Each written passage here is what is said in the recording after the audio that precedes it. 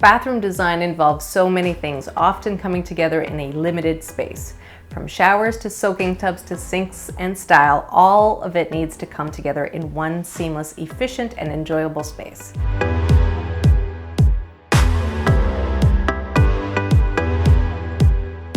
Some of these details are even more important than what tile to use on the wall versus what tile to use on the floor. Yes, more important. You want to make sure you plan for certain details that once completed will make your bathroom one of your favorite spaces in your home. Don't take these for granted. You'll be so pleased you planned ahead. Let's count them down.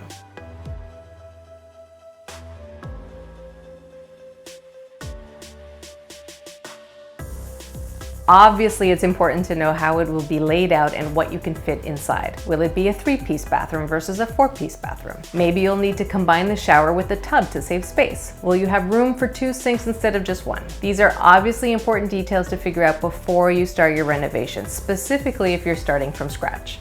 And because bathrooms tend to be smaller than we'd like, it may be helpful to have an interior designer help you with the layout to make sure you'll be creating a space that is comfortable, not just on paper, but in reality as well. Clearances are super important. How much space do you really need in front of a toilet, for example? That's what designers like me do every day. We can give you the best, most efficient floor plan for this space that will also look great when you're done. In some ways, getting help from an interior designer at this early stage is even more valuable than just having them pick tiles for your bathroom.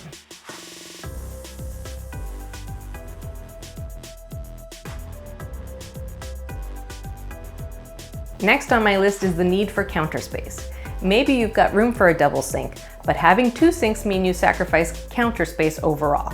Sometimes having more counter space is a luxury well worth the loss of a second sink. In many cases, my clients have said they're never in the bathroom with their partner at the same time anyway, so having that free surface is such a bonus.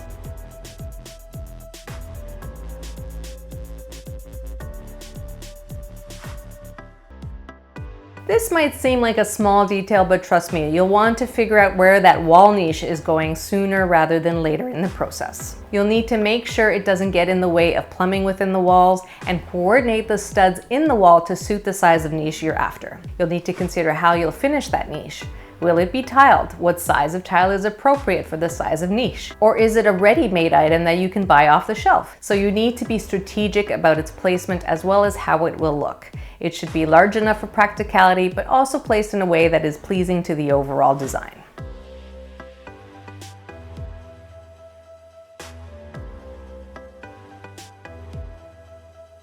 I think most people understand that lighting is super important when it comes to bathrooms. You'll want general lighting for the overall space as well as directed light near the sink and vanities for grooming and makeup application. But one area that is often overlooked is the shower. It can be indirect lighting like this, where the light fixture itself is hidden in the ceiling, or a special feature of light incorporated into a niche like this. But at the very least, a simple recessed watertight pot light can be an important element in a successful bathroom.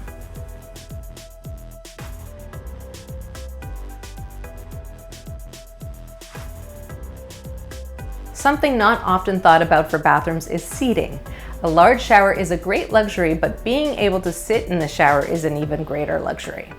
So consider if you'll have room for a bench seat. Can it be integrated into the shower like this? What material will it be? And consider if you have room for an actual bench or seat in the bathroom generally.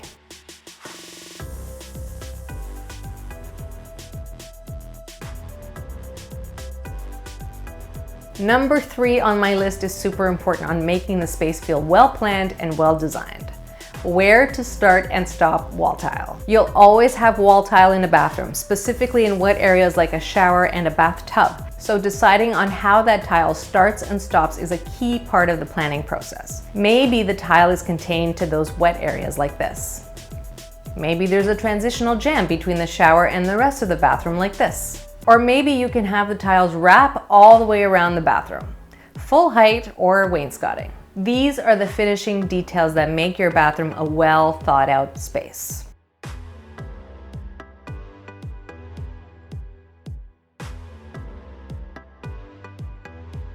I know, really? Towel bars? Yes, towel bars.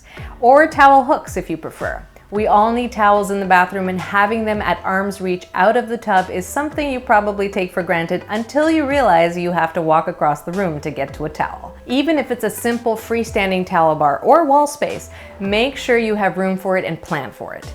And especially if you want a heated towel rack. That requires an electrical component and quite a bit of space, so make sure you plan ahead. Plus, your contractor will love you for the extra planning.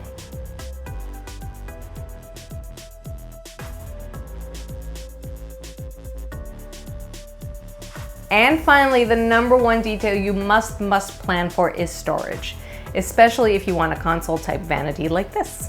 You'll definitely want to find alternative options for storage. Looks beautiful, but not so practical. So the type of vanity is important, but I love incorporating built-ins like this where you can store extra towels, linens, toiletries, etc. Or maybe it's open storage like this where you can display some of your towels or use baskets to add to the decor. So just remember, more storage is always better storage, so plan for it. So here's your takeaway.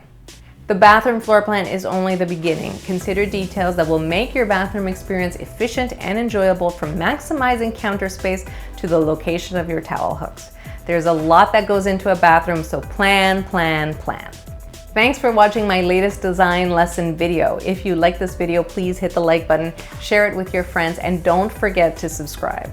Hit that notification bell so you don't miss the next video. You can follow me on Twitter and Instagram as well. And if you have any design questions, let me know in the comments below, and it could be the topic of our next video. Again, thanks for watching this video, and I'll see you next time.